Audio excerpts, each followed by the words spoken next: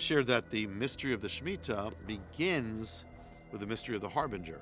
And for those who are watching this and who don't know the mystery of the Harbinger, just in a nutshell, the mystery of the Harbinger is a 2,500-year-old mystery. It goes back to the last days of ancient Israel. Israel, a nation that had known God, turned from God. God warned them, and before their destruction, 9 harbingers appear in the land of Israel. And they are warning, they are signs of a nation in danger of judgment. Well, the nation of Israel, they ignored them, and they were destroyed in time. The eerie thing is the same harbingers, the same prophetic signs, have been reappearing to America. It begins with 9/11. The first harbinger, and I can only just give a quick mention of them without going into detail, is called the breach, and that concerns an attack that's made on the nation. Happened in ancient Israel in 732 BC, happened in America on 9/11, 2001. It happens years before the judgment. It's a warning, a wake-up call that the hedge of the nation's protection is lifted and a strike comes on the land. The second harbinger is the sign of the terrorist, that the attack that happened on Israel before its judgment was carried out by the fathers of terrorism, those who invented terrorism, literally by terrorists, an act of terrorism. Well, that takes place in America on September 11th. It's an act not just of an attack, but of terrorism. The third harbinger is that of the fallen bricks, that the sign of the attack in Israel in its last days is that of the picture of fallen bricks. It comes from Isaiah 9:10, when Isaiah records what the people said in response to the attack. They respond with defiance instead of coming back to God. They say the bricks are fallen.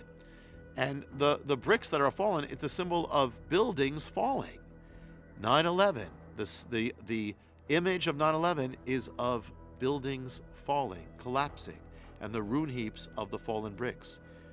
The fourth harbinger in the book is called the tower, and that concerns the appearance of a tower in the place where the bricks fell, where the attack happened, where the destruction happened.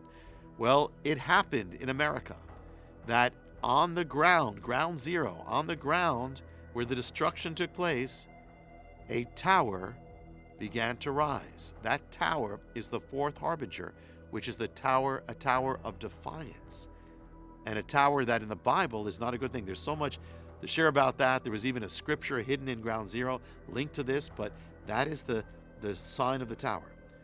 The fifth harbinger is called the Gazit stone. That is the stone that the people of Israel took to rebuild and to show their defiance that we're not going to be humbled. It says, Isaiah said people said the bricks are fallen, but we will rebuild with these stones. Well, Gazit stone is a large rectangular block of stone they chiseled out of mountain rock, brought it down to the ground of destruction, began to rebuild. Well, that same harbinger was manifested in America after 9/11. The Gazit stone appears in America and appears at ground zero. The sixth harbinger is called the sign of the sycamore. This is where, and Isaiah says, the people said the sycamores have been struck down. Biblical sign, warning of national judgment and destruction. The sign of the sycamore, the striking down of the sycamore, manifests in America on September 11th at the corner of ground zero, the sign of the warning of national judgment. The seventh harbinger is called the Erez tree, and that concerns a tree that replaces the fallen sycamore. It's in Isaiah, and it's a sign of defiance that takes place. Well, the sign of the Erez tree appears in America about 2 years after 9/11, when a tree appears in the sky and literally comes down to ground zero in the place where the sycamore stood. I mean, it's eerie, and nobody is trying to do this or is putting it together, but it's happening.